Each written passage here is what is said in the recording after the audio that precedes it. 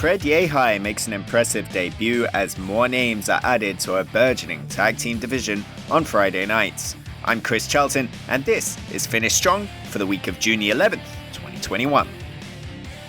The road to ignition continued this week on njpw Strong, with a pair of tag team matches taking the headlines, but a lot of interest in a singles match to open the night as Alex Coughlin took on his literally biggest test to date in Hikaru. Bullet Club's young gun had a clear size and strength advantage, and although Alex Coughlin tried for a hammerlock on the bigger man, he was slammed down and sent to the buckle in the early goings of this singles opener. A stalling suplex connected for Hikaru, who then invited Coughlin to the Tongan massage parlor. Coughlin withstood the punishment though and doggedly tried to tackle the big man down to the mat, finally doing so with a diving tackle and then following with an unbelievable deadlift gut wrench suplex. A half crab followed, but Hikaru fought back with a power slam for two, and as much as Coughlin tried to stay in the match, there was too much Hikaru. A lariat was followed by a Tongan driver to give the young gun the victory.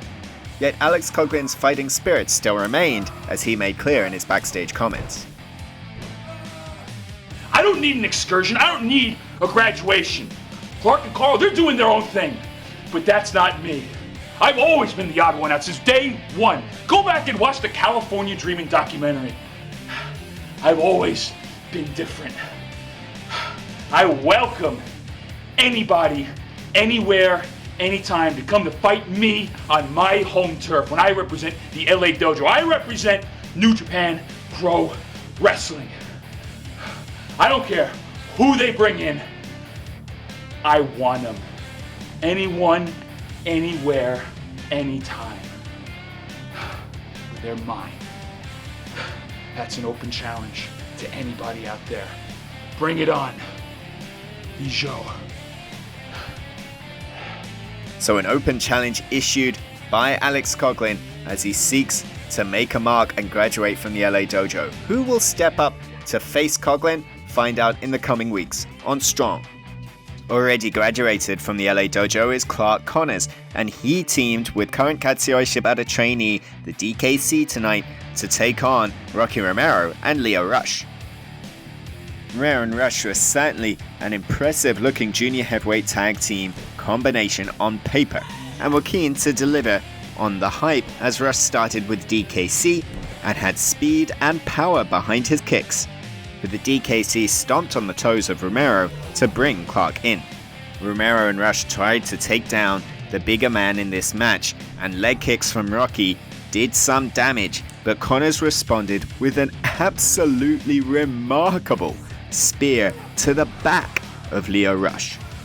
That created an opening that DKC and Connors were keen to exploit, with fast tags and effective isolation of Rush, but a swinging DDT would bring Rocky back in.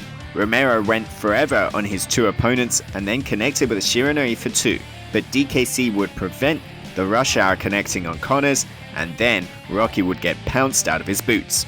DKC brought his karate offense to both Romero and Rush, and the LA Dojo connection landed a unique twist on the Doomsday device for two, but in the end, a kick from the man of the hour would floor DKC, and Rush Hour would make the difference for he and his team. Yet there was plenty after the bell, as well as Rocky Romero and Clark Connors battled all the way around ringside as tempers flared and an issue seems to be brewing between the Wild Rhino and Rocky Romero. Tonight's main event though saw Jordan Clearwater and Mysterioso take on Freddie and Wheeler Yuta.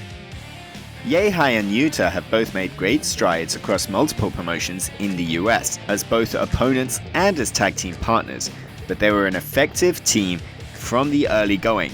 Here tonight, Mysterioso was taken down by both of his opponents, and Big Puppy Pump had trouble getting out of the blocks before he made the tag, but there was no more luck for Clearwater either, as his legs were isolated, before taking a stiff chop and then being German suplexed.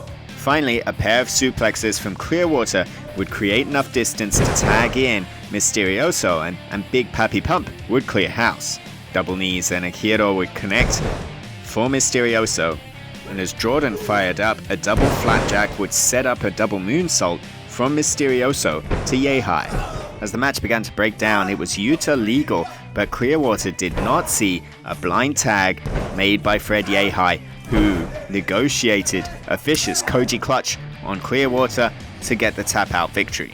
Fred Yehi and Wheeler Yuta instantly making a mark in our main event in what is becoming a crowded tag team scene on NJPW Strong. What could be next for this burgeoning tag team division? We'll have to wait and see. Meanwhile, more great action to come from Ignition in the coming weeks. Stay tuned to njpw1972.com for card updates. That's it. We've finished Strong for another week. Until next time, go kigenyo. Sayonara.